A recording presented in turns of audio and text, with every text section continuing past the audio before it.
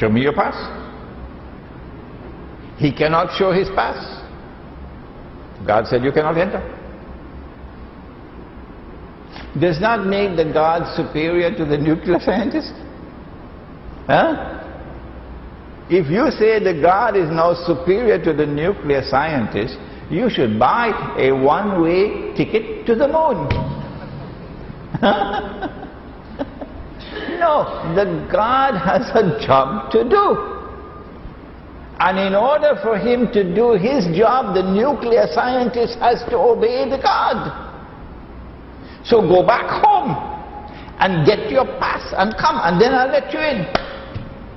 I am the boss here. You're not. See?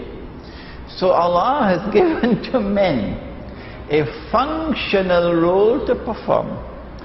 And in order for men to perform that functional role, women must be obedient to their husbands, to their fathers, to their guardians.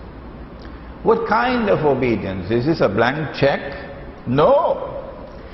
Obedience to your husband in all matters which do not entail disobedience of Allah and His Messenger. Dajjal now comes along and says, no, this is discriminatory to women. And so a modern feminist revolution comes which says that men and women are equal. What nonsense is that? We never put an equal sign between the male and the female. We're not that stupid. Whoever says that the sun, the day and the night are equal? Huh? The day and the night are equal? Don't you have any sense in your head? No, let us teach you the subject.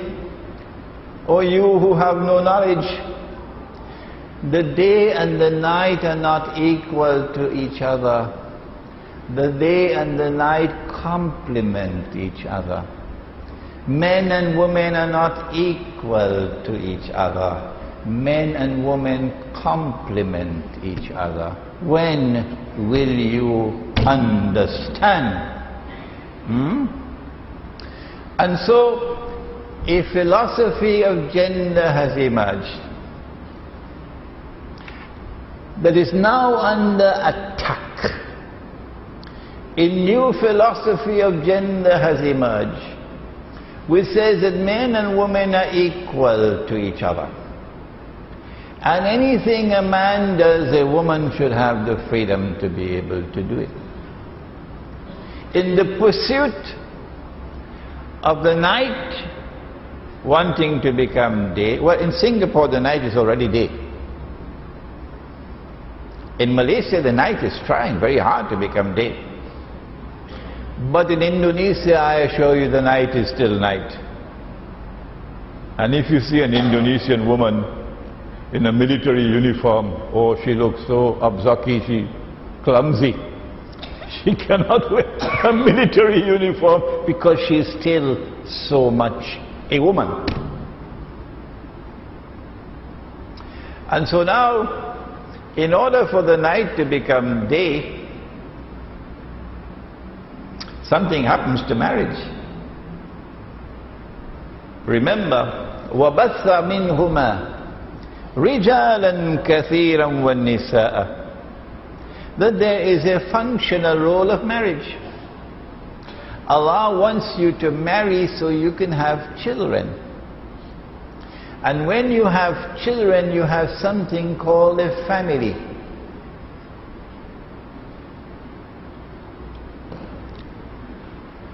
And if you marry at the time that Allah wants you to marry as a girl, then your children will grow up and they will marry. And your grandchildren will be born. And they will grow up and marry. And your great-grandchildren will be born. And so you will have generation after generation in the same family. The generational bond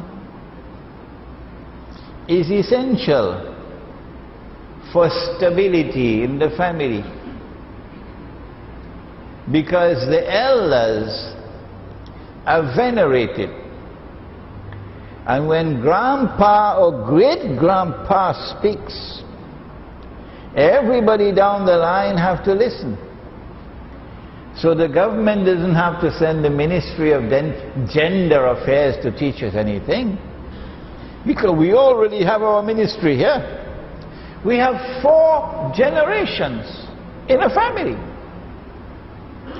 The family comes into being, and the family is the building block of society. If you attack the family, you are attacking the social order. The family, as it expands and becomes intergenerational, now expands in size. So larger and larger family. I believe this is still there in Terengganu. And that helps to keep wayward children in place. And so you have a certain discipline in the family. It's not just mommy and daddy anymore. It's a whole family. Straightening you up, socializing you. But then you also have families joining together to make a tribe. وَجَعَلْنَاكُمْ شُعُوبًا وَقَبَائِلًا. Allah takes families and bring them together to make a tribe. And the tribes come together to make a nation. And so everything is bonded together based on the family, which is based on marriage. And if you change the relationship between the male and the female, that the male has the responsibility to maintain. The male has the responsibility to guard and to protect. And the female has to be obedient to the male. If you change this and you attack this, eventually you're going to be living in a collapsing society. Look around the world today. Around the world today, society is collapsing wherever Dajjal has succeeded in changing the rules of marriage. Now then,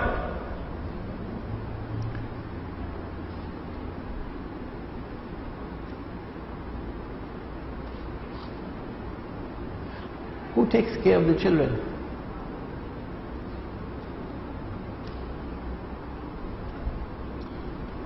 Parenting, the mother's role, is so important. When a mother is a mother, she performs a role that is so important that there is a dua in the Quran that considers this to be like a divine role. رَبِّ ارْحَمْهُمَا كَمَا رَبَّيَانِي صَغِيرًا. And so parents have a role similar to Rabb in respect to their children. But the father has to be out toiling to earn his livelihood, to maintain. So then the mother has a very big role to play in upbringing of the child. Rabbayani Sagira. It is when she plays the role of mother successfully that we understand why. Al-Jannatu tahta aqdami ummahatikum. When the Prophet said that Jannah lies at the feet of your mother, he wasn't talking about part-time mothers. He was not talking about part-time mothers. Dajjal it is who says, leave the home, go out and get a career. In the process of getting a career, earning your livelihood now, yes, we know women are capable of doing that. Some of them can make better managers. Yeah. We know women are intelligent. No one is saying they don't have the intelligence. But what's the price that you pay? When you abandon your functional role, when the night is no longer night, who will take care of the children?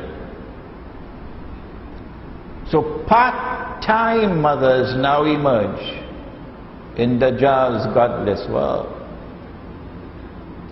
And children are now neglected.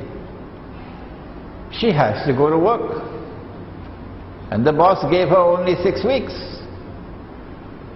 The baby is only 6 weeks old. That's all. And she has to leave the baby in a daycare center to go to work. Why? Dajjal made me do it. Well, I'm saying to you that you are neglecting your baby. That's neglect. And you're now a part-time mother, and Jannah certainly does not lie at your feet anymore.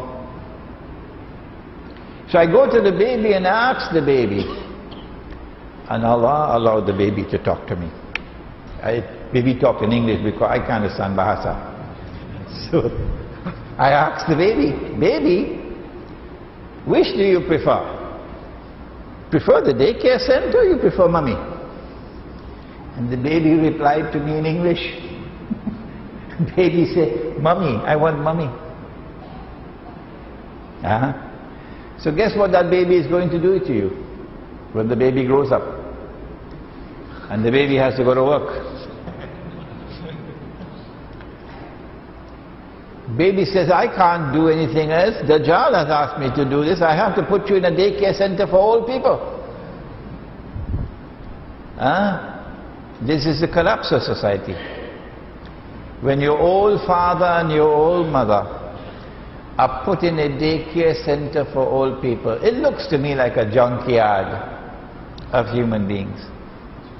So I go to the old lady on a rocking chair, and I spoke to her in English, and Allah allowed her to speak to me in English. Because I don't understand Bahasa. So I said, Mama, do you prefer to be here or do you prefer the home with your son and your grandchildren? He said, take me home, take me home. This is punishment. This is the collapse of society. This is what has already come. To those parts of the world that Dajjal has already changed. And this is coming to your part of the world as well. And you can't stop it. Why? Because there are lots of cattle in the world today. You can't stop it. Why? Because there are those who have eyes and yet cannot see. I hope you'll forgive me for this statement. Most of them are politicians. There are those who have eyes and yet cannot see. They have ears and yet cannot hear. They have hearts and yet do not understand. Ulaika kal an'am, Allah says they're just like cattle. I can have them here in front of me, and they will listen to me and they will understand and they will accept that this is indeed the truth, but they will not follow it. Why? We have to submit to Dajjal. If we do not, we're going to lose our position. So they're all following Dajjal. It is because Allah wants the men to remain functionally men, fulfilling their functions as men in marriage, that He chooses the masculine gender to describe Himself, that He gives the angels masculine names, that He sent 124,000 prophets as men,